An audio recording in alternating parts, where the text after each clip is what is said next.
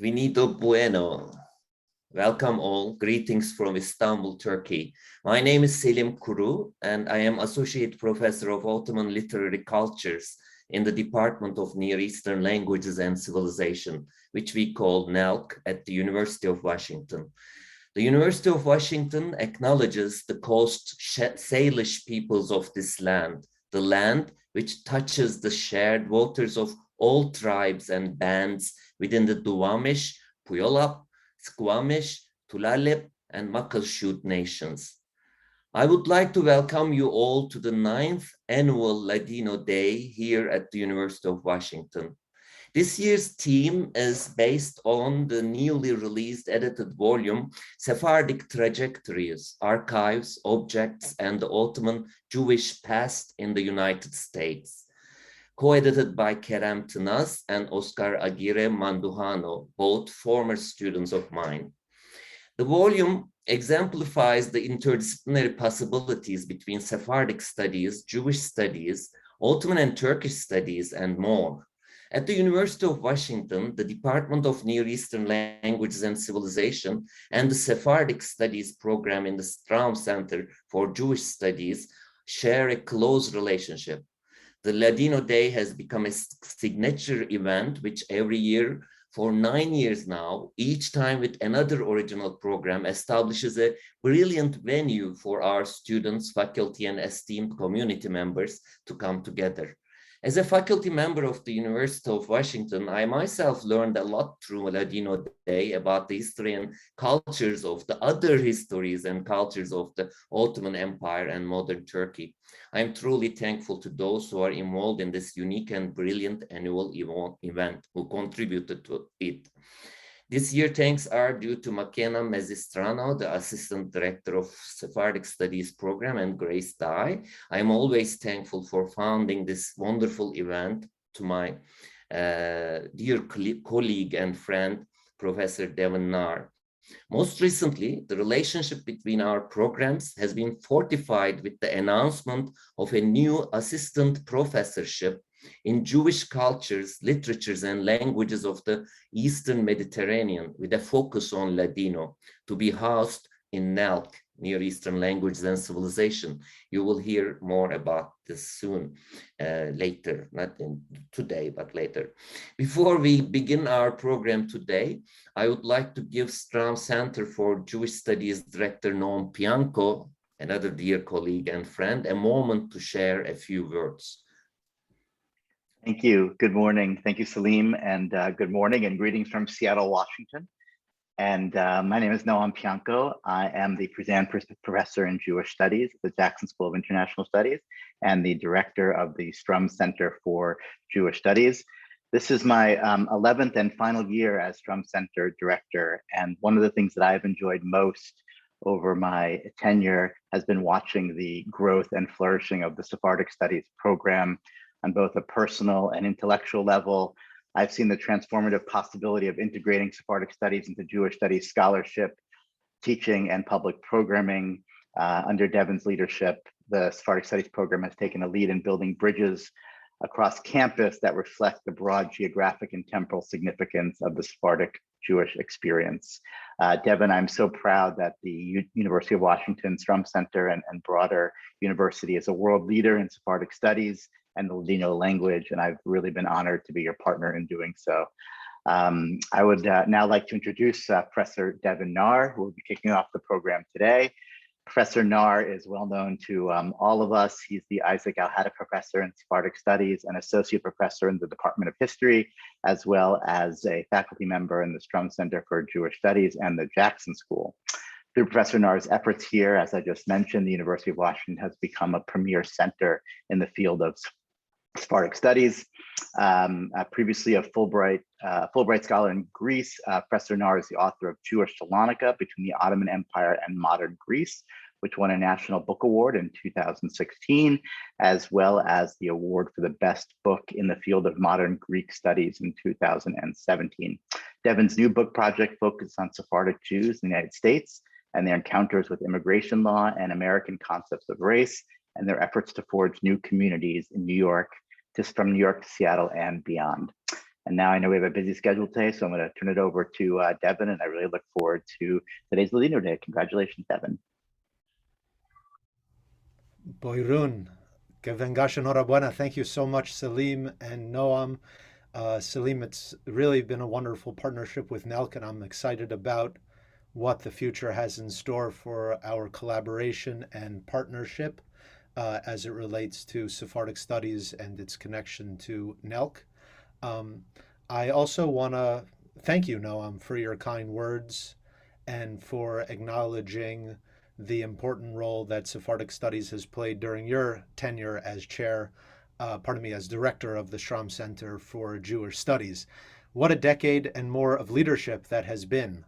Thinking about your legacies, I hope that you will count the establishment of the Sephardic Studies program and the creation of this annual Ladino Day initiative among your achievements. Our program and Ladino Day, I do believe, have transformed the nature of Jewish studies, not only here at the University of Washington, but perhaps even have provided a model for other universities across the country and beyond in terms of the ways in which we can recognize and incorporate the Sephardic experience into the field. I think few universities can make such a claim.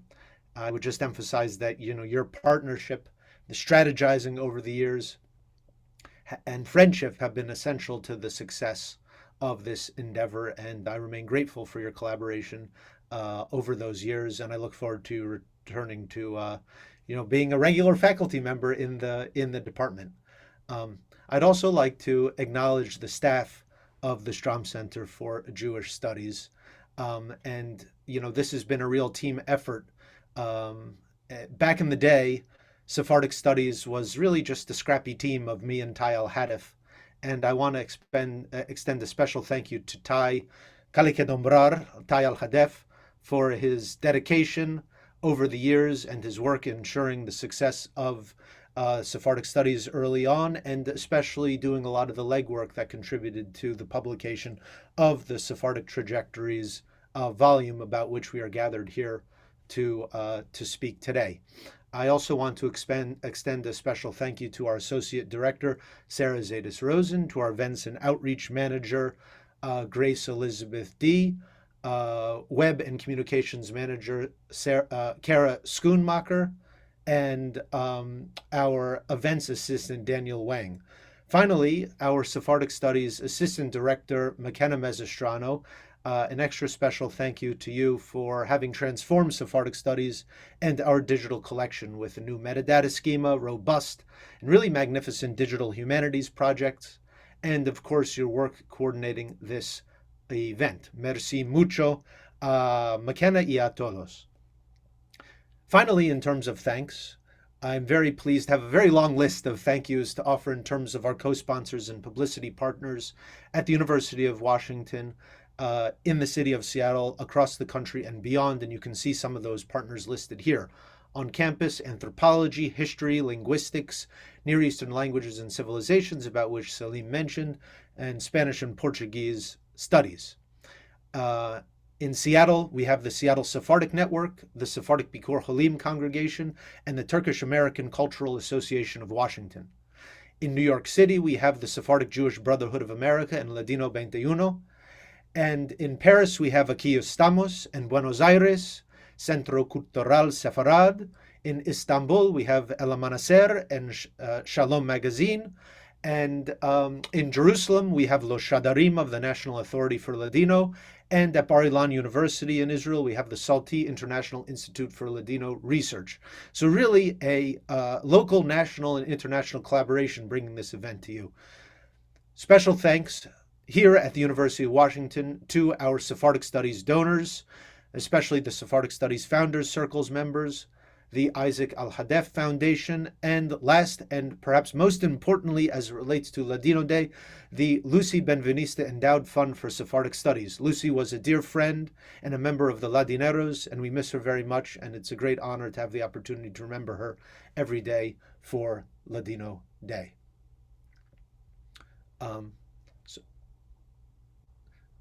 So I see that Noam maybe is still spotlighted. I wonder if we want to spotlight me on this at this point.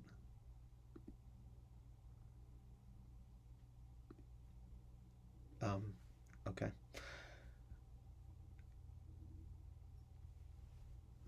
So I'm going to move forward here and move into the book and into our introduction of the topic at hand. We're going to talk a little bit about how this book came into existence. Sephardic Trajectories, Archives, Objects, and the Ottoman Jewish Past in the United States. And I'm very pleased today to have not one, not two, but 5 contributors to this volume with us here today, including the co-editors, Oscar Aguirre Mandujano and Kerem Tinaz. And I'd like to introduce them, and then we'll have a little bit of a conversation about how this book came to be, and then we will introduce 3 of the other contributors to the volume in sequence, and they'll offer some remarks and reflections on their particular contributions to this volume. Sephardic Trajectories was really a treat and a delight for me to work on and to help bring to fruition. But really the main work and credit goes to the editors Oscar and Kerem. The backstory, in short, to this volume is that when I first arrived in Seattle, basically a decade ago, people in the Sephardic community came to me with their books and their documents, asking me to decipher them, to talk about them. And really, from the beginning, we had a very strong and unusual collaboration between town and gown, between the Ivory Tower and the community.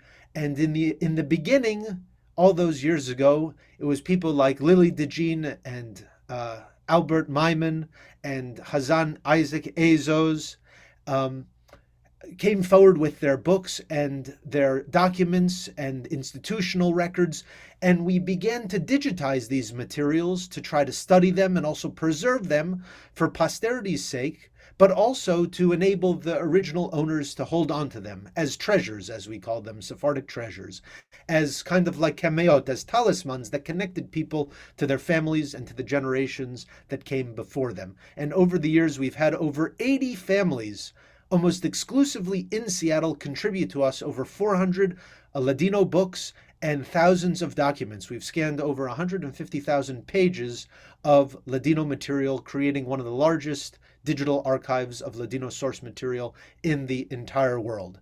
But it's one thing to create an archive, and it's another thing to produce an edited volume with many scholars contributing from all over the world. And to tell us about that story, I'd like to now introduce our 2 co-editors. Oscar Aguirre Mandujano is an assistant professor of Middle East history at the University of Pennsylvania, where he focuses on Ottoman intellectual history, literature, and poetry. But before that, he was a PhD student here at the University of Washington and a fellow in the Strom Center for Jewish Studies. And that's how we met, and that's how we got involved in Sephardic studies, and more about that in a moment. And he is joined today by our other co-editor, Kerem Tinaz, who is assistant professor of history at Koç University in Istanbul, and his research and teaching focus on the intellectual and cultural history of the late Ottoman Empire, with a particular interest in identity, ideology, and networks. And he contributed an article in this volume about one of the Jewish figures that he's working on, Avraham Galante. Kerem and Oscar co-edited this volume, Sephardic Trajectories, and it's for that reason that I'd like to welcome them up here onto our virtual screen here to engage in a little bit of a conversation about the development of this volume. So let's get started right away. Oscar, could you tell us a little bit how you first encountered Ladino and became interested in Ottoman Jewish history? Because, even though you have a deep and long-standing interest in Ottoman history, your focus was really on the early modern period, and you were not focusing at all initially on Jews. So could you tell us a little bit about how you got involved here? Yeah. A disclaimer, I'm still a specialist on early modern history. That's right, you are. Yes, excuse me. No, that's okay. But first, actually, let me thank you. Also, I hope you have some prophetic thing, and I'm associate at some point. Right, yeah. I was trying to advance your career there for you. Well, first, let me thank you, Debbie, for everything and for organizing this, but also McKenna, Sarah, Selim, of course, the Strom Center for having us today, and also to everyone who decided to spend their Sunday morning with us. And also quickly want to thank Hannah, Maureen, and Lauren, not only for joining us today, but also for being part of this project and for being really enthusiastic since we first talked about it. And also maybe to the other 5 contributors to the volume that are not here. Sounds horrible if they're not here with us today, but they are alive, they're just not joining in this conversation. Anyways, I have to say that this project and my interest in this history has many beginnings. And I think all of them started as conversations. So the first one, as you know, began with you. And I think some people in the audience might already know a little bit about it, because there is a couple of blog spots on that on the Strom Center website. But we, that is Devin and I, met after a seminar organized by Professor Joel Migdal, who was then the director of the International Interdisciplinary PhD in Middle Eastern Studies. I had just arrived at UW as a PhD student, and I think Devin was invited to give a talk as a junior scholar in the program to kind of help us understand kind of the ropes of the craft. Because I'm a native speaker of Spanish, but also had been learning Turkish for quite some time by then, and had some Hebrew, Devin thought that Ladino would come easily to me, and he decided to show me his wedding invitation, which was written both in Ladino and English. And I remember we were sitting in the fountain on campus, and to my surprise, I was actually able to understand everything that was written in the invitation. So after that kind of very amazing conversation, which was also very brief, we decided to follow up and meet again. And Devin wanted to show me a small notebook that he had, a donation that was part of the initiative to preserve and digitize some of the personal documents and objects of the local Sephardic community. And this small notebook was both in Ladino and also in Ottoman. Now, the Ladino in the notebook was a bit harder than the one in the invitation. It was written in Solitro script, and probably also because it was, the writer did it for his own personal use, it was not in the clearest of hands either. So David and I decided to work on it together, on Ottoman and on Ladino. I as his research assistant, and basically thanks to the generosity of Arlene Ehrlich, through the Michael and Sophie Weiss Ehrlich Student Support Fund, I was able to dedicate 2 quarters of my year to transcribing and understanding the Ottoman sections of the document. Now, as we worked through it, Devin also shared his knowledge about other documents. He would take things from his office and show them to you. We went to the library, the special collections, to see some of the letters of people trying to bring their families into the United States, books in Turkish and in French, Ladino, Hebrew. And I also began attending some of the talks and the presentations at the Strom Center. And this included, of course, the fascinating work of some of my peers, then students like Sarah Zaidis, who's now working at the Strom Center, who were working on truly interesting topics. And while my interest was, and still is, as I say earlier, in the early modern period, I was truly fascinated by the scholarly world that was new to me. And also by the inspiring community engagement and the sense of cooperation between the university and the community that was giving life to kind of this constant intellectual, but also personal and communal conversation. So I think that's what really sparked my interest at the beginning. But it's okay. So it's one thing to delve into a little side project, as a research assistant, but then it's another thing to dedicate so much time and energy that goes into creating an entire edited volume.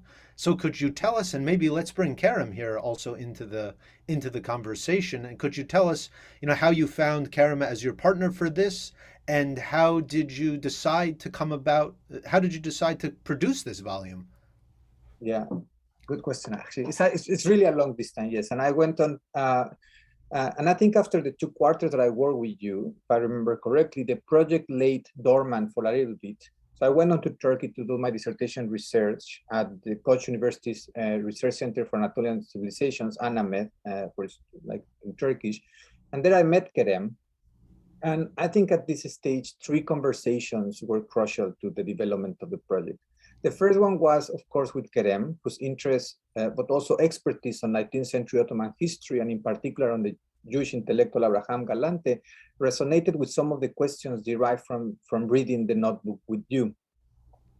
Also at the time, the Strom Center had published a small piece about our work with the Ladino notebook online. And an Ottoman historian not only read it, he also encouraged me to come and present his work at his university. This was Professor Baki Tezcan from UC Davis. So I went to UC Davis, I presented this, and after I returned back to Turkey, the director of the research center at Koç University, Buket Josh Kuner, asked me to present to other fellows the work, since it was not part of my main research, and it was probably the only way they will eventually learn about it. So my conversation with Dr. Josh Kuner led to an eureka moment kind of for me and for Kerem.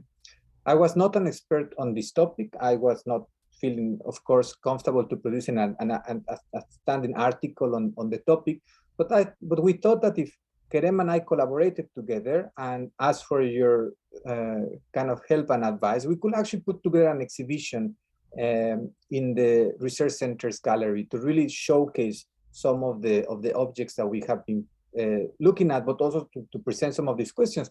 And as we were saying earlier, as we say a lot in the book, also to bring together kind of the Ottoman history and Jewish studies fields together into this particular space. Dr. Josh Kuner was very excited at the prospect. Kerem was on board, and as soon as we talked to you, the Strom Center supported the project. So the project also continued to get positive feedback from other colleagues and senior scholars. Benjamin Forna from the University of Arizona was excited about it. He immediately shared ideas about how to use personal objects in writing history. Of course, Loren, Maureen, and Hannah here. And as you mentioned at the beginning, Tai Al-Hadef, whose immense knowledge of the collection was incredibly helpful and always very encouraging. So even as the exhibition was canceled later, the project evolved into an edited volume, and it seemed to us that it was always very easy to communicate the importance of this project, not only for us, but for others. So in a way, kind of a short version of the answer would be that the project took a life of its own for us, and that was very exciting. It was exciting to see that questions, ideas, objects, conversations, all of them grow into a coherent conversation, right? The result of which is the Sephardic Trajectories volume. And I think the many hours that Kerem and I and the rest of the other contributors spent, the effort, the time, the thoughts we dedicated to this work, had always had this sense of producing a conversation that needed to continue, to grow and to involve others. And I think that conversation started with this volume, but I really believe that it will continue afterwards as we, continue using this fascinating collection. And maybe Kerem can take it from there. Inshallah. Yeah, for sure. Thank you, Oscar. Yeah, Kerem, why don't you jump in here and tell us a little bit how did you develop your interest in Ottoman Jewish history, and what was it like for you to work on this project? We even met in person. You came all the way to Seattle for a trip. Could you tell us a little bit about that? Sure, David, but let me begin by thanking the Strom Center for Jewish Studies for providing this platform to discuss the project, and in fact, supporting it from the very beginning of its trajectory. And also special thanks to you, Devin, for your constant guidance and encouragement for the project, to Tai Haladef, who supported our research with his mastery over materials in the collection, and of course, to Seattle Sephardic community, whose willingness to contribute to the collection inspired us in many different ways. So my interest in Ottoman Jewish history comes from my PhD research. In my PhD thesis, I studied the intellectual trajectories of 3 late Ottoman intellectuals who were first Ottomanists in the late Ottoman Empire, and then turned into nationalists in the post-Ottoman periods. And one of the intellectuals I worked on was Abraham Galant, a prominent figure for whoever studies Ottoman Sephardic history, a prominent figure, perhaps because he strived more than anyone else in his generation to research, write, and publish about the history and culture of Jews in the Ottoman Empire and Turkey. His contribution to the studies on the topic is exceptional. And this is why, in fact, during Galante's Jubilee in 1957, Dr. Cecil Roth from Oxford referred to him as a single-handed Jewish historical society. And I believe Hannah might be able to tell us more about him and his legacy. To return to your question, the trajectories of Ottoman intellectuals were at the center of my curiosity, how to study the trajectories of people who lived through times when the places that they called home would change, or who lived through moments that led them to venture beyond the places where they were born or raised. I wondered always how to question these trajectories and understand their impact on human emotions and mindset. These were essential questions for me to think from the very beginning of my PhD studies. So when Oscar and I started talking about Sephardic Studies collection and its content's potential to tell us about the trajectories of the community in Seattle, it was already an exotic topic for me. The scope of the collection, I mean, letters, recipes, posters, photos, books, petitions, and many other personal documents. This scope of the collection was mesmerizing in terms of the angles that it could provide us to reflect on the trajectory of the community, with a particular focus on human experience, thoughts, and emotions. And they were also somehow different from the sources I used in my research. So I wanted to come to Seattle and work on the collection because first I wanted to meet with the people that built this collection.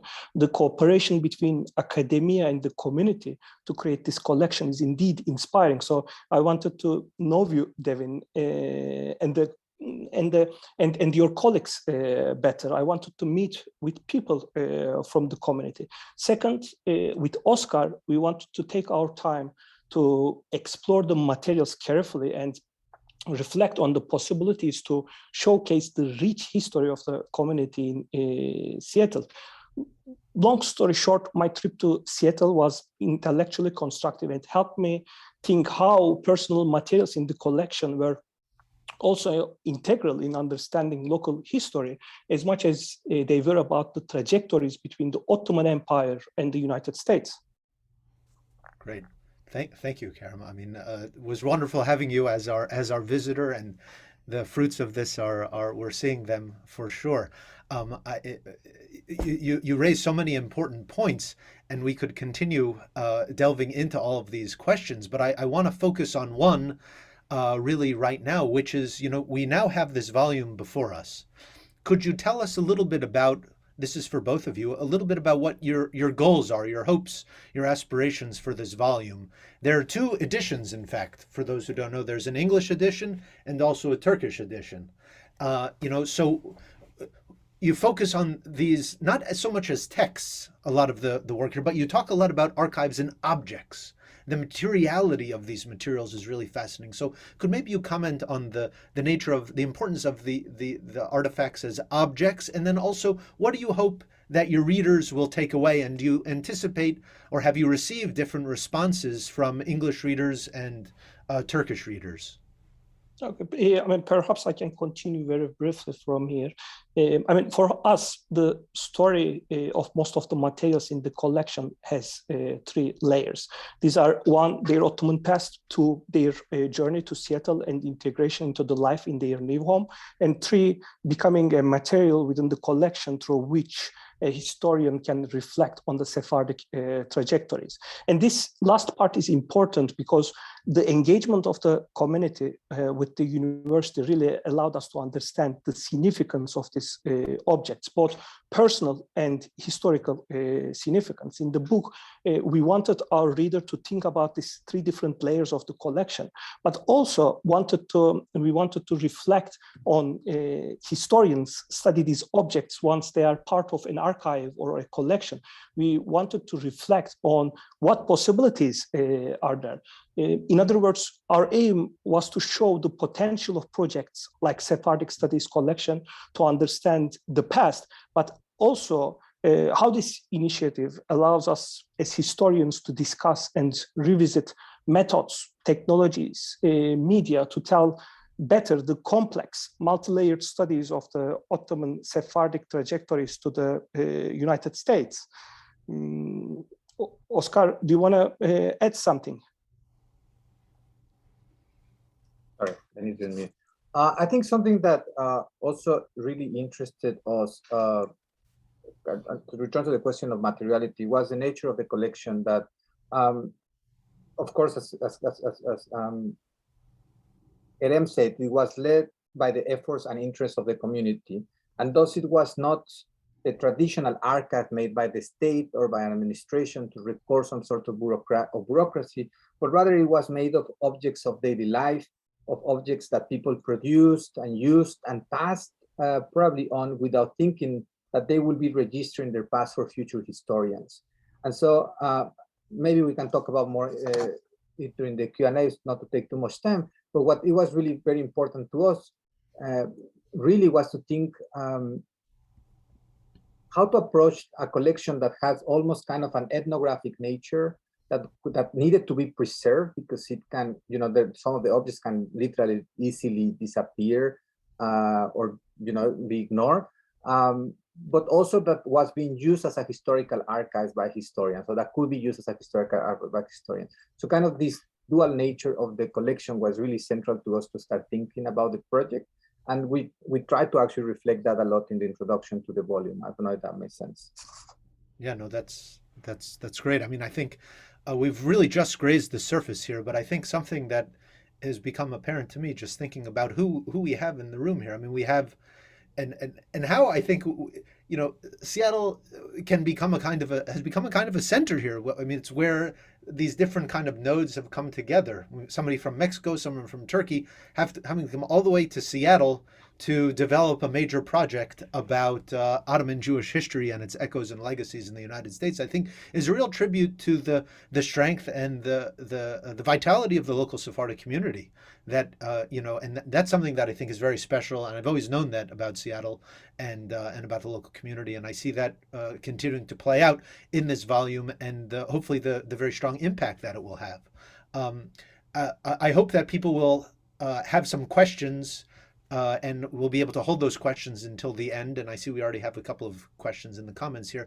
But I'd like to thank Oscar and Karen for their brief contributions to this conversation and ongoing. I like that framing very much, Oscar, to think about this as a kind of a conversation. You know, in Ladino you say a charlachon is to, you know, to have a conversation, and that's what we're doing here. We're haciendo moabet. We're having a dialogue, a discourse here, and that's been ongoing for many years, and si quiere el Dios, it will continue for many years to come. I'd like now to turn it over to some of the other contributors to the edited volume, and I'd like to begin by inviting Hannah Pressman to take the virtual stage here, and she will be the first of three of the other contributors to the volume who will share with us just little snippets of their work and their contributions to the volume. Hannah I've known essentially since I came to the University of Washington, and she was also a very important collaborator at the Strom Center for a number of years during the early time of my career here. She is a widely published scholar on Jewish languages and literatures. She received her PhD in modern Hebrew literature from NYU, and she is currently the Director of Education and Engagement at the Jewish Languages Project. She's working on a family memoir called Galante's Daughter, a Sephardic family journey that traces her family's journey from the Eastern Mediterranean to Southern Africa and beyond. Please, Hannah, take it away.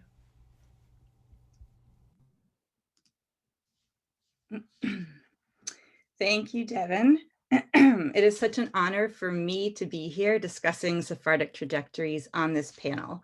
I have many connection points with this book project and with the Sephardic Studies program in general. So I am really thrilled to be here with you all virtually for Ladino Day. Back when I was the director of the Strom Center's Jewish Studies Graduate Fellowship, and Oscar was a fellow in the program, he shared with me the idea for an exhibit he was dreaming up, which eventually became Sephardic Trajectories. So when Oscar reached out 2 years ago to invite me to contribute a chapter, I immediately agreed. It so happened that I was in the midst of composing a new essay, comparing and contrasting the life trajectories of 3 Sephardic relatives. On one hand, the essay considers my great-grandmother Estrella Leon, born on the island of Rhodes at the tail end of Ottoman rule, and her husband Haim Galante, a businessman who was among the earliest Sephardic immigrants to colonial Africa. Contrasted with Haim's older brother Avram Galante, a prominent Turkish intellectual and historian of Mediterranean Jews who tried to negotiate Jewish space within the new Turkish Republic.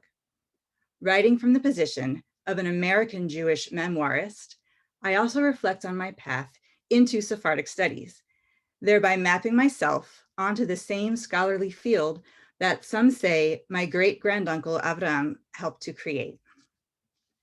The chapter that appears here reflects the methodology of my own book in progress, which is entitled Galante's Daughter, A Sephardic Family Journey.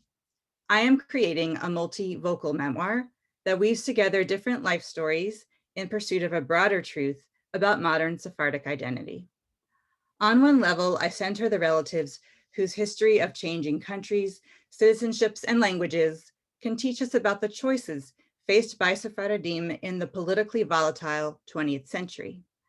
At the same time, however, my memoir traces how the work of researching family history has shaped my identity as a first-generation American and Jewish woman raising a family in Seattle, one of America's most vibrant enclaves of Sephardic Jews. By intentionally fostering dialogue between these two timelines, Galante's Daughter allows the past to speak in the present. With that prelude in mind, I'd like to now give a short overview of how archives and objects have shaped my work. Then I will show you 2 examples of Ladino archival sources that represent especially exciting turning points in this research. In the process of writing my book, I've been very fortunate.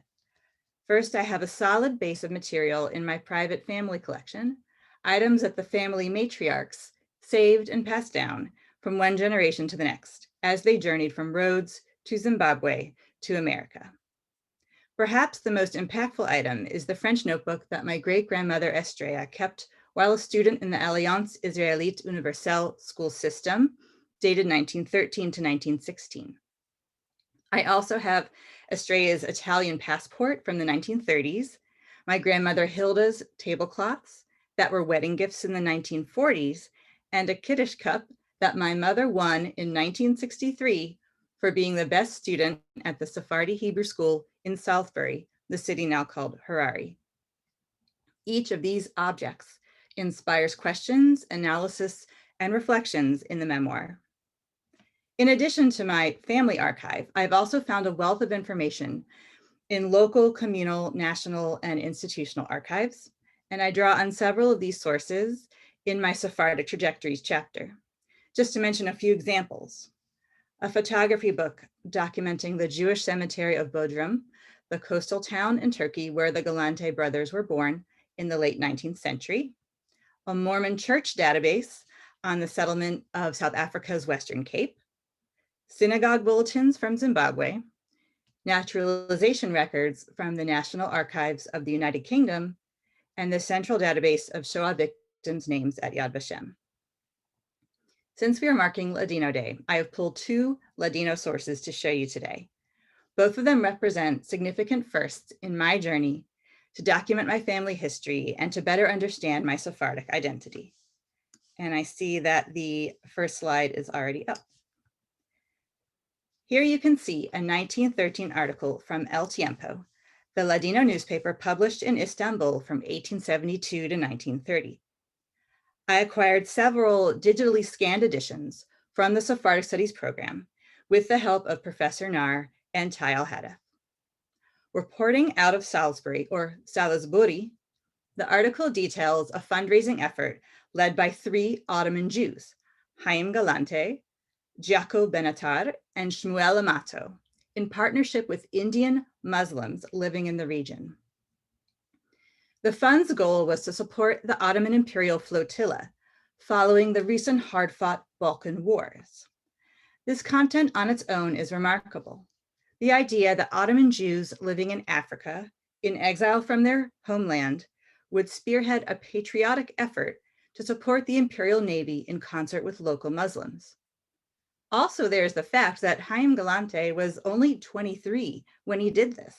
You can see on the left side of the slide, this is the earliest photograph I have of him, taken when he was already in his 30s.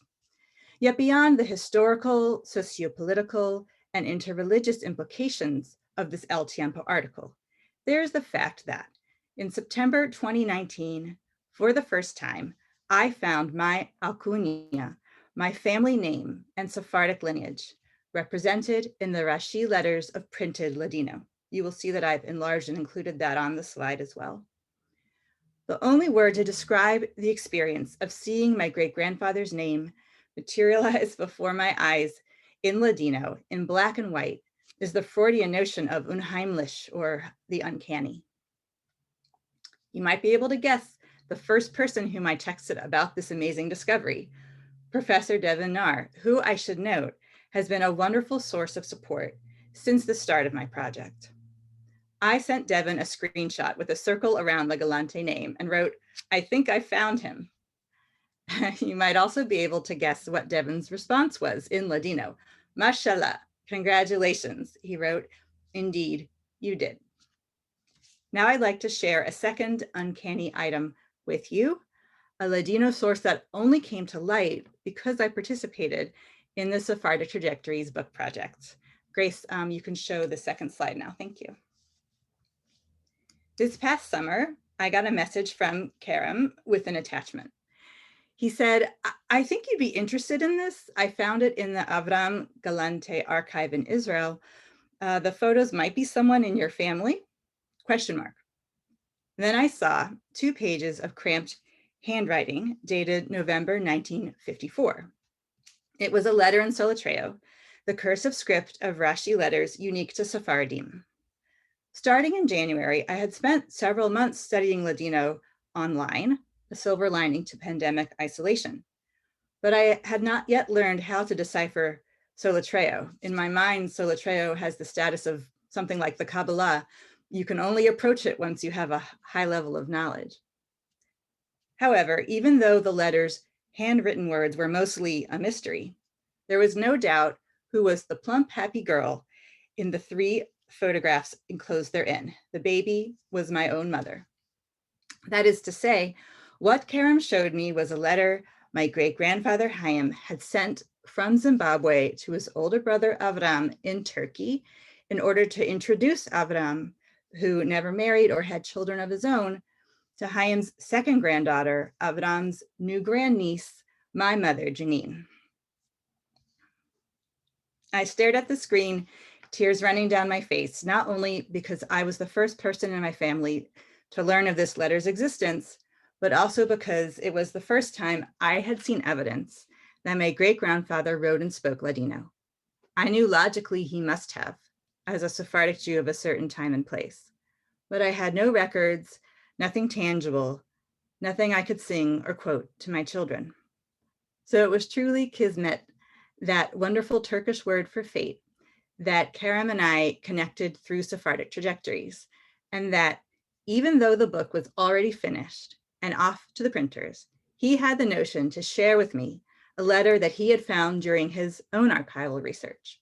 And here I'll note the fact that my chapter directly follows Kerem's chapter in the book, creating a kind of conversation between 2 views of Avram Galante, one historiographic and Turkish, one familial and American.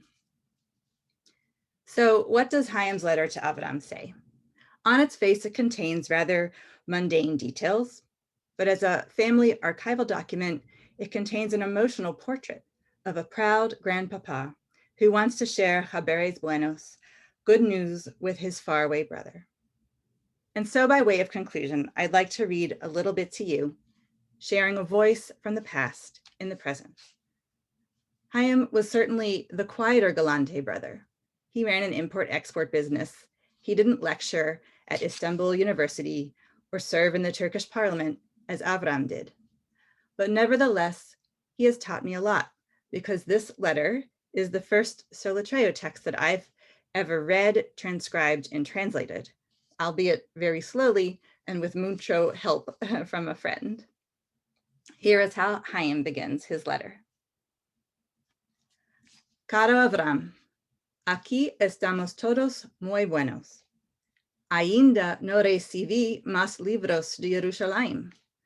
Lo que recibí solo es 2 ejemplarios. Como viene con posta ordinaria, toma tiempo. Puede ser que habrá más en el camino. No te estreches por esto.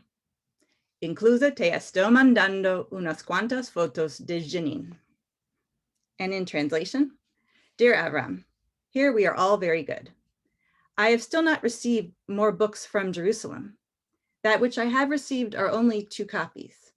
As it comes with the regular mail, it takes time. It could be that there will be more on the way. Don't worry about it. Enclosed, I'm sending you just a few photos of Jenin. The letter's opening shows us that the busy scholar in Turkey had been trying to send his younger brother some books from Jerusalem, but they were delayed in the mail. Relatable. It's unclear which titles they were, though I know that Avram always made sure to send copies of his scholarly publications from Turkey to Zimbabwe, where they resided in Chaim's elegant home office. I also notice in this letter the kindness with which Chaim reassures his brother not to worry about the situation. No te estreches por esto. Idiomatically, it's like the English expression, don't get bent out of shape about it. Beyond this, I observe too how Chaim's letter displays the familial economy of sharing and creating a constant flow of objects, as Karam and Oscar say in their introduction.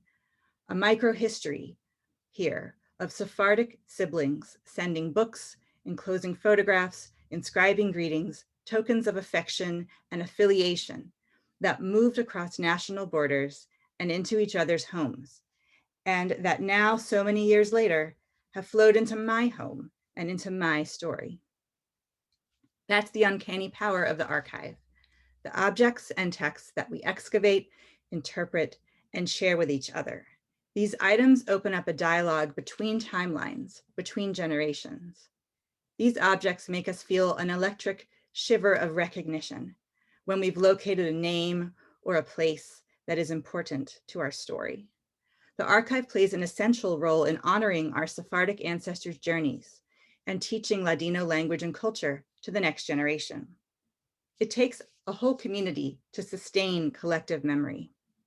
So I just want to acknowledge the enormous generosity involved in this exchange of information and to say merci mucho, thank you very much to everyone out there who participates in oral history collection, recording Ladino language, donating family treasures to be scanned for digital access, and otherwise helping to document Sephardic history. As my great-grandfather Chaim said, puede ser que habrá más en el camino. It could be that there will be more on the way. Thank you. Oh, bravo, bravo. Wow, that was wonderful, Hannah. Thank you so much. Very, very moving. And resonated so much with me also in terms of my encounter with my own family documents and working with people in the community to interpret their family documents. I mean, it is that electric, it's like, it's something. There's something very, very, very powerful there. It's uncanny. Very powerful. Yeah. I'd like now to invite Maureen Jackson to join us for her presentation. And I've also known Maureen, for essentially my entire time at the University of Washington as well. She is an independent scholar focusing on urban history of Ottoman, Turkish, and Jewish music. She received her PhD in comparative literature from the University of Washington, and she is the author of Mixing Musics, Turkish Jewry and the Urban Landscape of a Sacred Song, which was published by Stanford University Press and won the National Jewish Book Award in Sephardic Culture. She's published quite a lot in both English and Turkish, and she also, for the Sephardic Studies program at the University of Washington, created a wonderful digital humanities exhibition called Bailar a la Turca, 78 RPM records in Seattle Sephardi households. And please, Maureen, please join us.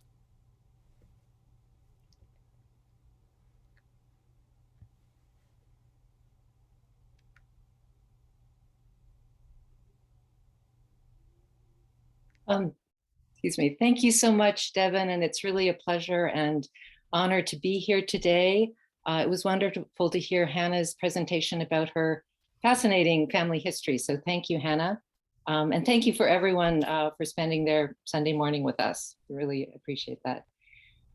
So my contribution to Sephardic Trajectories is From the Aegean to the Pacific, Ottoman Legacies in Seattle Sephardi Synagogues. And I focus on the music and prayer books of the Seattle Sephardi synagogues and their, excuse me, but today I will focus specifically on some prayer books, just as a sample from a much longer chapter. And I focus on the social history of these prayer books across the 20th and 21st centuries.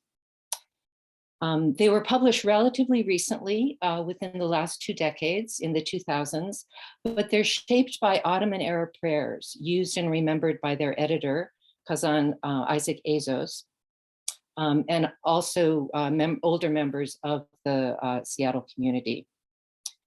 It's a story of both personal initiative on the part of Kazan Azos, but also a struggle in a way to sustain local legacies of the community in the face of national Sephardic politics, particularly in the first half of the 20th century. So this is a cover of Siddur, or prayer book, Siddur Zehut Yosef, a Sephardic daily and Sabbath Siddur used during the week as well as on the Sabbath, first published in 2002. It's constructed to accommodate the different practices of the 2 remaining Sephardic synagogues in Seattle, Bikur Holim, with descendants or founding members from the Ottoman and now Turkish cities of Tekirdağ and Marmara in northwestern Turkey, and Ezra B'Sereth with founding members from the island of Rhodes, that Hannah's maternal line comes from. And Kazan Azos was well positioned for this task because he grew up in one synagogue, Bikur Holim, and he served as Chazan or cantor for decades in the other until his retirement. So why was there a need for this new prayer book? And what did the community use before Siddur Zehut Yosef was published in 2002? I met Kazan Azos almost exactly 20 years ago to the day when I was still a graduate student. And he was about to publish this prayer book in a few months. And I remember entering his kitchen in his Seward Park home, and I saw an array of beautiful old faded leather books spread out on his kitchen table. And these were Ottoman era prayer books and religious texts. As we chatted about them, I learned that the early Seattle immigrant congregations had used them, but by 1940, Seattle Chazanim had put these texts aside in favor of a new prayer book published by the older, more well-established Spanish-Portuguese community in New York City. This was a prayer book compiled by David de Sola Poole, who served as the rabbi and very much a mover and shaker in the Spanish-Portuguese congregation in New York that claimed ancestry not from the Ottoman Empire, but from Northern Europe, where converso Jews migrating from Spain and Portugal about a century after the Spanish Inquisition, where they had settled in what is now Netherlands, Germany, and England. The first immigrants to New York from Northern Europe through the Caribbean are said to have come in the middle of the 17th century. So that's the pioneer story of that community. Initially, the Northern European communities looked toward the Ottoman Jews for religious publications and personnel because the vast majority of Spanish Jews settled in Ottoman territories and as well as around the Mediterranean. And so they were much more well endowed with presses and religious scholars. But over time, a distinctive concept of Spanish Portuguese liturgies, both textual and musical, crystallized. And it was really pruned of its southern roots in the Eastern Mediterranean. In the early 20th century then, the leadership in New York looked toward an ancestral home of Northern Europe as authoritative in liturgical matters. And a European definition of Sephardi excluded the newer Ottoman Jewish immigrants and their liturgical customs. In fact, de Solepool did object to their use of Sephardic and urged them to change the names of their social service agencies to Oriental. And I recommend to you Devin Narr's chapter, it's the first chapter in the book, that looks at in detail at how Sephardic Jews or the early immigrants were identifying based on sort of a sense of Anglo-European superiority prevalent in North America, as well as geopolitics, wars that were occurring and not wanting to be perceived as a fifth column in the United States. So de Solepool's mission was to unify a relatively small Jewish subminority of Spanish Portuguese Jews and what he called Oriental Jews by nationalizing Sephardic liturgical practice across the United States through his prayer book. The New York community was well endowed to do so. It had a religious press, and the Union of Sephardic Congregations, founded in 1929, to publish and establish schools and train leaders. So it had just been established before the prayer book was published. De Solepool distributed his prayer book to diverse Sephardic communities throughout the country, declaring in the 1950s, when he had a pastoral tour of the West Coast, he declared that there was and I quote, a unity of Sephardi faith and tradition. Most Turkish and Greek immigrant congregations began to use the de Solepool prayer book in the 1930s and 40s. But little did its editor know that they were making significant oral changes during services. Kazan Ezos recalls that as a youth in the 1940s, and I quote, "The chazanim that I heard in the synagogue as I'm following along in the prayer book, I'd notice, hey, he didn't say that. He left out these 3 words. I just lock it up here in my memory. I noticed that this happened on a consistent basis. He'd leave out 2 or 3 words or didn't say this phrase or added a different phrase altogether. The chazanim knew it all by heart." The Seattle congregations made several appeals to the Union of Sephardic Congregations to publish a more usable prayer book, but to no avail. And by the 1970s and early 80s, the younger generation was no longer making the necessary oral changes. Thus began the project to publish the Zehut Yosef prayer book in 2002. Kazan Ezos spent almost a decade compiling this prayer book. He modified a computerized Ashkenazi prayer book, actually, adding extensive Ladino sections and translating all Hebrew texts into English. Notably, he took care to distinguish between the Turkish and Rhodes traditions of the Birchei Halim and Ezra B'Sereth synagogues throughout the text. So he spells it out. This is the Turkish tradition.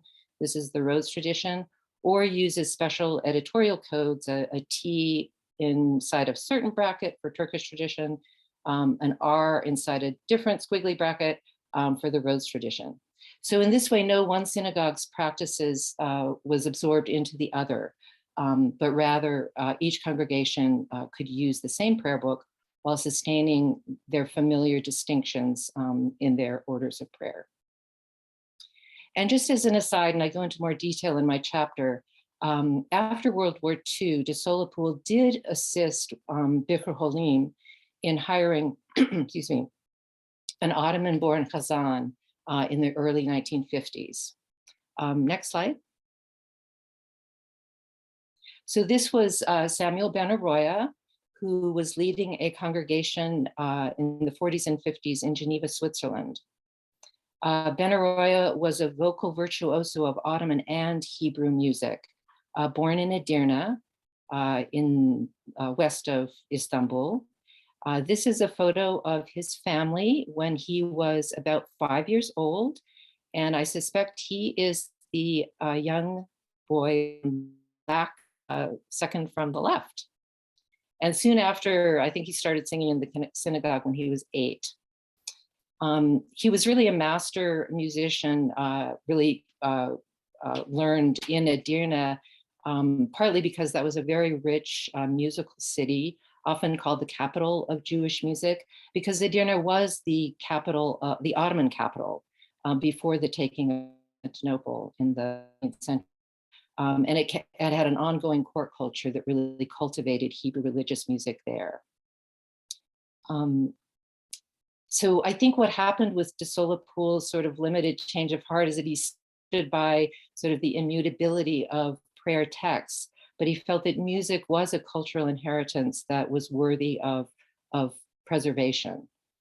And I think after the Holocaust, when so many Jewish communities were destroyed in the Balkans and the Eastern Mediterranean, he must have been aware that he risked even more cultural losses in North America in peacetime because of his unifying mission. So I think this move on the part of de Solapool, sort of the beginning of discerning the stark sort of East-West, Orient-Occident liturgical and cultural hierarchies among Sephardic Americans in place since the first half of the 20th century. So just to conclude, I'll back to the prayer books. In the end, as Chazan Azos put it, the exact opposite happened from what de Solapool and the Union aimed for in their unifying mission. He published his prayer book in 2002 with a very specific local note on the title page. And I quote, it says, according to the Rhodes and Turkish traditions as practiced in Seattle, Washington. Then he began to receive orders from other Middle Eastern and North African congregations, or congregations that had newer immigrants from other areas. These were successive layers of Jewish immigration to the US, especially after World War II. There were Ladino speakers, but also Moroccan, Iranian, Iraqi, and Yemeni members who found Sidur Zehut Yosef serve them better than the National Spanish-Portuguese prayer book. And at least 3 congregations outside the US are using his prayer book, 2 in South Africa, Cape Town and Johannesburg, as well as the Rhodes.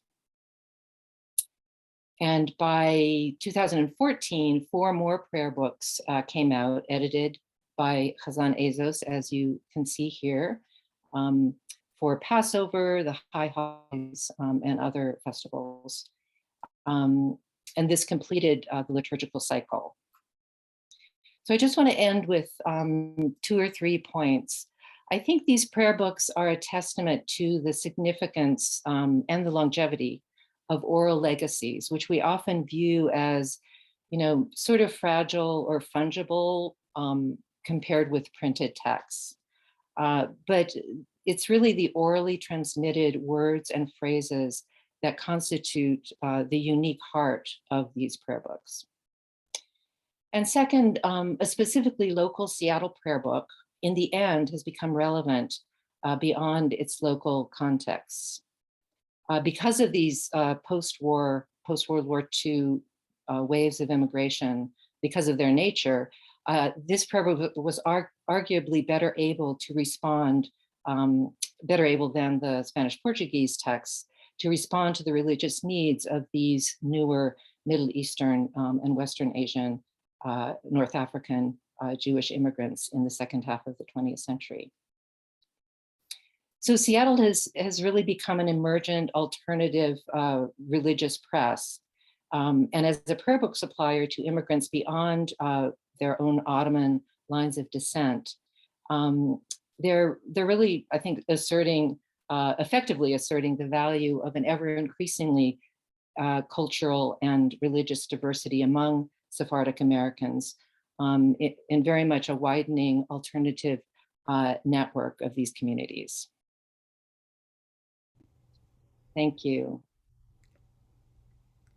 Great. Thank you so much, Maureen, for sharing that story and really emphasizing for us the impact that this kind of local practice here in Seattle has had through Chazan Azos' initiative on a much broader set of Sephardic communities, and for tracing that for us. Thank you so much. I have a copy of Zehut Yosef that already has wine stains on it from when my kids knocked over a glass of wine when I was doing a Havdalah a couple of years ago. So we're getting use in our home as well.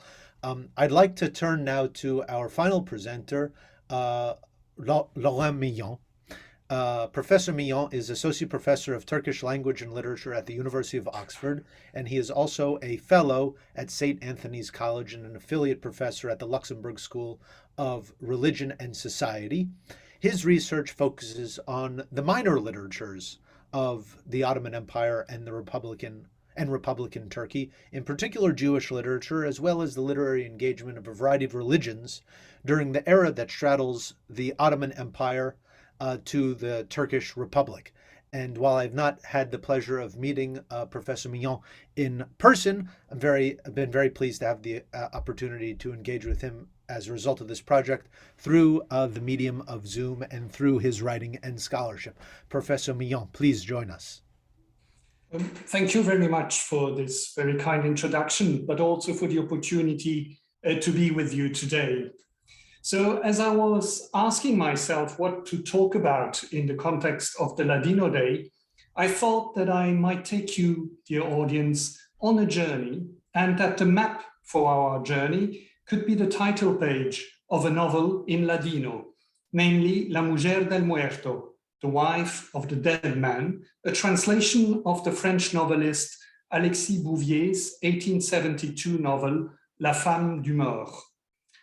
This novel is among the books in the El-Azhar Behar collection held at the Sephardic Studies collection at the University of Washington. So let's have a look at our map and discover where it takes us to. So what do we see? The Hebrew alphabet, of course, the alphabet that perhaps more than any other united the world, having been used on every continent, and to write languages as different as Hebrew and Hochdeutsch, Tat and Turkish and Ladino, of course. But what do we learn more specifically about the book we are interested in, about the Ladino literary field and the Ottoman literary world more generally? As you can see, the book was translated into Ladino by Isaac Gabay, who was none other than the chief editor of the influential El Telegrafo daily. The novel was the first volume of Bouvier's cycle of adventure novels, La Grande Isa, and to say the least, it was not meant to provide moral guidance to aspirational young women. The heroine of the novel, Isa, was described by one of the characters as not born to be a virgin or a martyr. In the French edition, the readers of the Ladino version would search in vain for this passage. As far as he could, the translator Isaac Gabay chose to edit out and rewrite parts of the novel which he considered too outrageous for his audience. He was not behaving in an exceptional way within the Ladino literary field, or indeed within the broader Ottoman literary field. Most translators adapted the texts which they translated in accord with their ideological leanings and the expectations of their readers, which is why Olga Borovaya, a groundbreaking scholar of Ladino literature, argues that Ladino novels, whether translations, adaptations, or original works, are best described as rewritings, because they rely to various degrees on foreign, mostly French fiction. Interestingly, Bouvier is not mentioned on the title page here, though Isaac Gabay was credited with having translated the novel from French. In an introductory note, Benjamin Ben Yosef, the editor of La Mujer del Muerto, promised an entertaining read. Significantly, he emphasized the importance of the work, not of the author of the novel, who remained unmentioned. The editor noted that, I quote him, "Before presenting the author, we present you the translation of his admirable work," end of quote, observing that readers would have had the satisfaction of encountering an autor desconocido, an unknown author. This is unusual, as the international popularity, which means being translated into many languages, so the international popularity of an author and his work was a selection criterion for editors of literature in Ladino, and a significant selling point. But whether Bouvier was really an unknown author is questionable, as he had been translated into a variety of European languages, including Spanish, even if it was less than other Western European authors translated into Ladino. Nevertheless, Bouvier was one of the masters of the French popular novel and a prolific playwright. He was, in the words of one of his obituarists, a writer of the people by the choice of his subjects and the nature of his talent. He reached a certain level of popularity in the Ottoman world as well, having been translated not only into Ladino, but also into Ottoman Turkish. The French popular novel was the most translated genre in the many literary traditions of the Ottoman world. Gabai's rewriting of Bouvier's novel was an unusually long page-turner for Ladino standards. The book had no less than 367 pages, whereas most romanzos, as they were called, rarely went beyond 150 pages. One of the selling points of the novel must have been the character of Isa. While she was not a model of moral rectitude, she was a powerful heroine who was unveiled to a Ladino readership that was not used to encountering proactive women in traditional or religious literature. This was certainly attractive for the rising number of literate women. But there was another dimension that rendered Bouvier's work attractive. Just like Ahmet Mithat Efendi, the most prolific Ottoman Turkish writer of his age, and Elia Carmona, himself a productive novelist, Alexis Bouvier had come from a modest social background before becoming an immensely successful author. Ahmet Mithat and Elia Carmona were self-made men who had entered the world of labor during their teenage years in order to make ends meet, and did not belong to the educated ruling elite. As for Bouvier, his obituarist in the Nouvelle Revue described him as an enfant du peuple, a child of the people who took pride in his working class background. His engagement on the side of the poorest might have attracted those among Bouvier's Sephardic readers who took the teachings of Rabbi Elia HaKohen's Shevet Musar to heart. In this continuously re-edited popular treaty on ethics, which had been translated into Ladino in 1748 by Abraham Assa, Elia HaKohen invites his readers to show empathy with the poor. While the rabbi's call for magnanimity would probably not have extended to Bouvier's Romani heroine, as her crimes were too many and their nature too disturbing, there is no doubt that the novelist's engagement for the poor and the destitute, just like the rabbi's concern, hit a chord within a community that had been badly affected by the severe economic depression of the early 19th century. But would the poor have been able to read Bouvier and other novelists? Ladino literacy remains a contentious issue, as there are no statistics pertaining to Ladino literacy rates in the late Ottoman period. In any case, the Ladino novel was not highbrow literature. Indeed, in parallel with the transformation of the Ladino press, which initially addressed a mainly elite male readership, but broadened its audience, the new genre of the novel aimed at a popular readership that also included women. An interesting collateral development of the presence of women as the intended audience of Ladino literature and press was that religious authorities also had to start writing for women. Now, what would Isa, Bouvier's outrageous heroine, made of that, I wonder?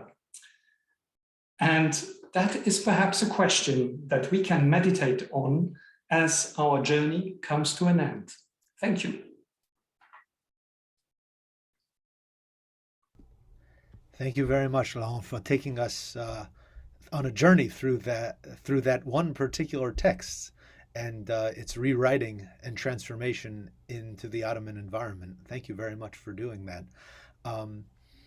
we have a few minutes now for some Q&A. So for those of you there in the audience, you should have a Q&A icon in your on your Zoom in your Zoom framework there, and you can click on the Q&A and type your questions, and I'll go forward and begin to introduce some of the questions here, and whoever would like to offer a response, please feel free to chime in among our contributors today. Fulia Azturan writes, "Thank you very much for making this event available for all. I would like to know how the objects, especially those not written ones that the migrants took with themselves, help you to understand their migratory experience." So about the non-written texts. Would anybody like to take that? Maybe Oscar or Kerem?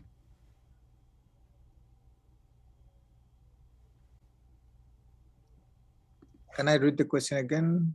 Yeah, how did non-written texts, how do the non-written texts artifacts, I suppose is what the person is referring to, how do they help you understand the migrants' trajectories?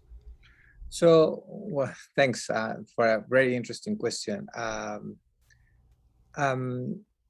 think there are several things, and I think that was one of the reasons that this collection is particularly fascinating. Is that kind of some of these objects, as I was saying during my brief presentation, are things that were used in daily life. Some of them were not necessarily preserved as something that people wanted to give to a university originally, but that they were passed on to their families and so on. And they also came together with other objects that will kind of putting them together help us understand a little bit of what the daily life of people look like. And I want to give you one example to make it maybe easier to understand what I want to say. One of the objects that most captivated me, and also Devin actually, I think, was a cucharera, which was this small object that someone gave to Devin. That was kind of a small cutlery object with little cucharas, with little spoons that were used to when a guest was coming, as far as we understand. Correct me if I'm wrong, Devin. Were used when a guest come, they will serve some sort of sweet in cold water, and these spoons were used to eat them.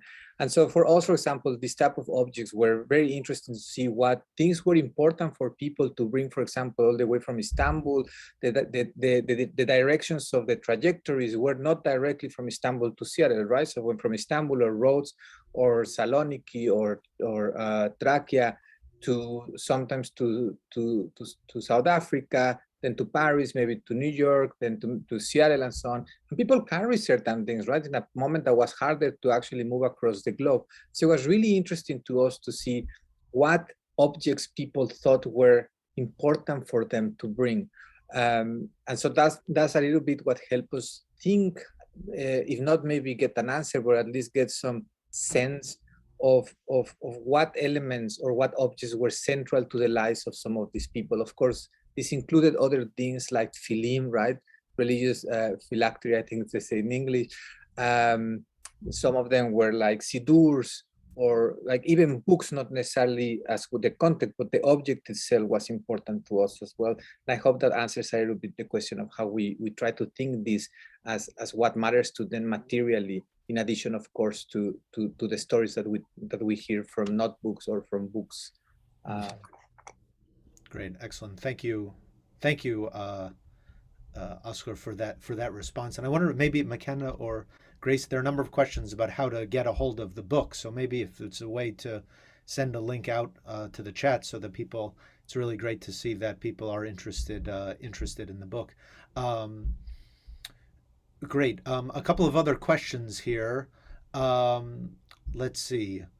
A couple of Seattle questions. Maybe the obvious question that Yitzhak Azuz asks, of all the places, why Seattle, becoming a center of Sephardic life? 3,000 miles away from New York, or I don't know, 7,000, I don't know, 8,000, 10,000 miles away from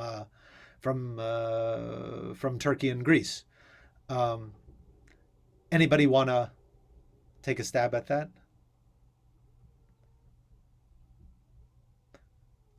It's a good question.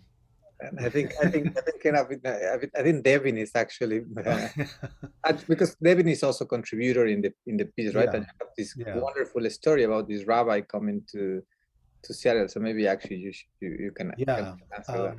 Well, we don't know exactly the particulars as to why so many people, Sephardic people, came to Seattle, other than that there seems to have been a Greek connection, that some Greek friends of some Jews on the island of Rhodes and also Marmara informed their Jewish friends of the opportunities that were available in Seattle, and a couple of young men came, and then some other relatives came, and soon enough you had an important colony, as they called them, a colonia of Turkinos, of Ottoman Jews in Seattle, which was from World War I until relatively quite recently the second largest center of Ottoman Jewish settlement in the United States after New York. And today it's maybe the third or fourth, depending on how you count, with Los Angeles and Miami in that space. And so Seattle has been played a prominent role in the broader scene of Sephardic life. One of the things I mentioned in my article is that if you came sort of like from outer space and you were reading the Ladino newspapers in New York in the 1920s and 1930s, you might have imagined that Seattle was a borough of New York City, because there's so much reportage about what's going on in Seattle. It gives you the sense of a close connection between the broader Sephardic American and New York-based Sephardic community. Let's see. In terms of other questions, here's one from Akiva Sanders for Maureen. But do you have a sense of what the response has been? We have a couple about the Siddur. The response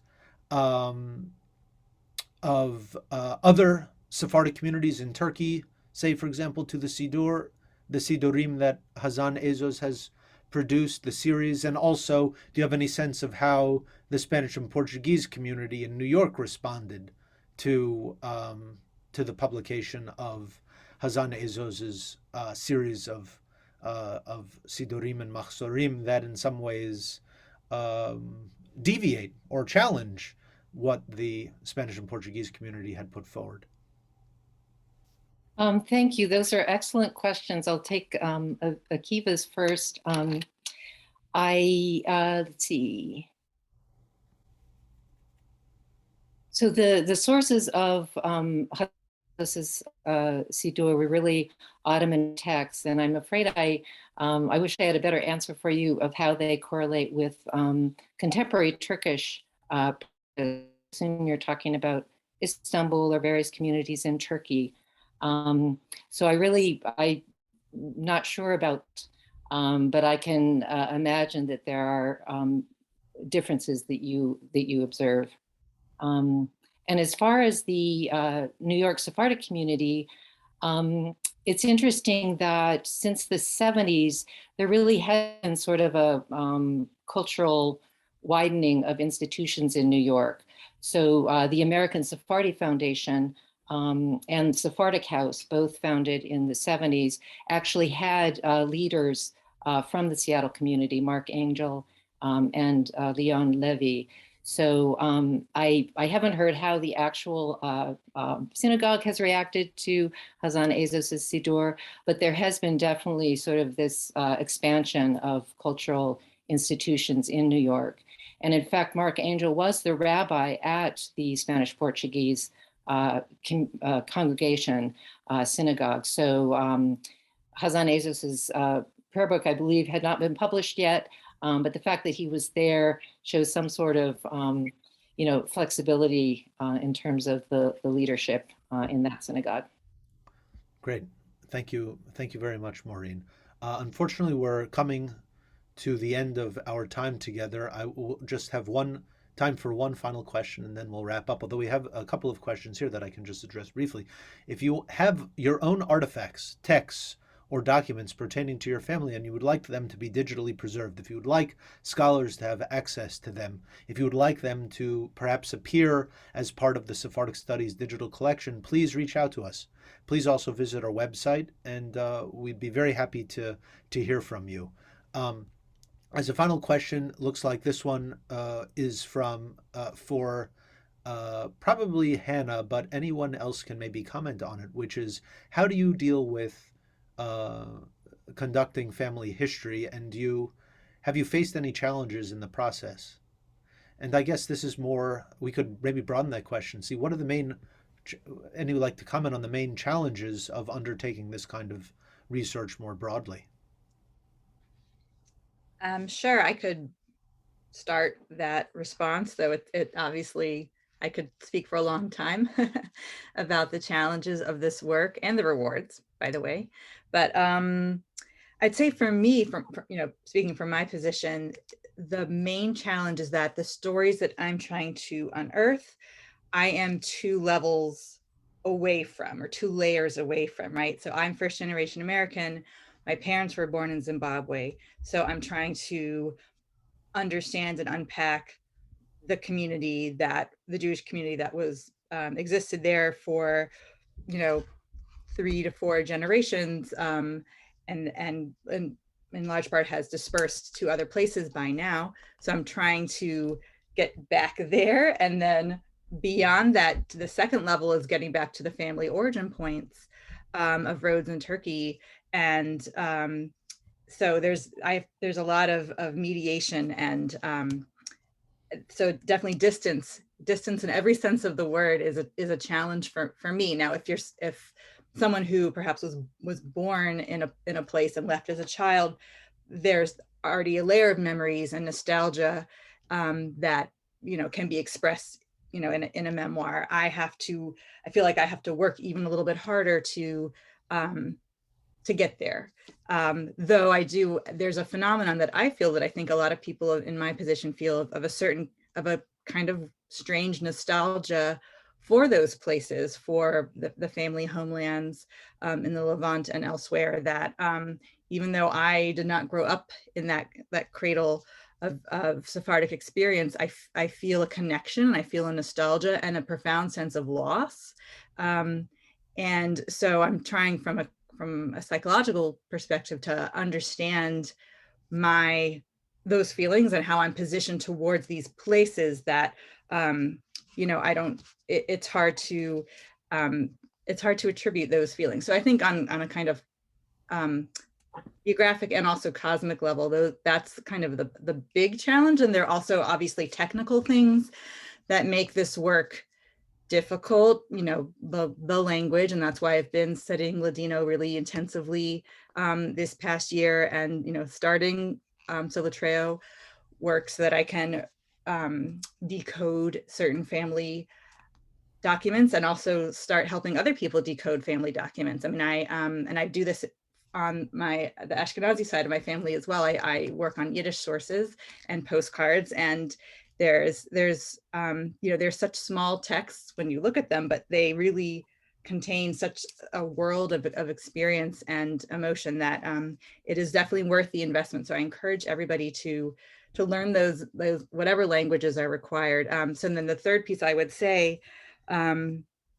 is just in terms of the challenges of working on these family histories, is finding the people to speak with about these communities, and to get that kind of firsthand knowledge of those places. And I say, in other talks I've spoken about repopulating, empty streets. And in the case of Rhodes, there's still a Judaria there. There's still a Jewish neighborhood. The community now is extremely small. So I'm trying to imagine my family back into that place, and I'm trying to get access as much information as I can from people who knew my great grandparents, from people who might have grown up in La Judaria. And it's that's why I put a plea at the end and a thank you to everyone who provides oral histories and documents Ladino language and preserves for students and scholars alike that firsthand knowledge of this culture, because it's so precious. And yeah, so I hope that addressed a little bit that question. Thank you, Hannah. We have a number of really other wonderful questions. Unfortunately, we're out of time right now, but we'll save the questions. And if you'd like to reach out to us, you please do so. cefstud@uw.edu. The email address is in the chat there.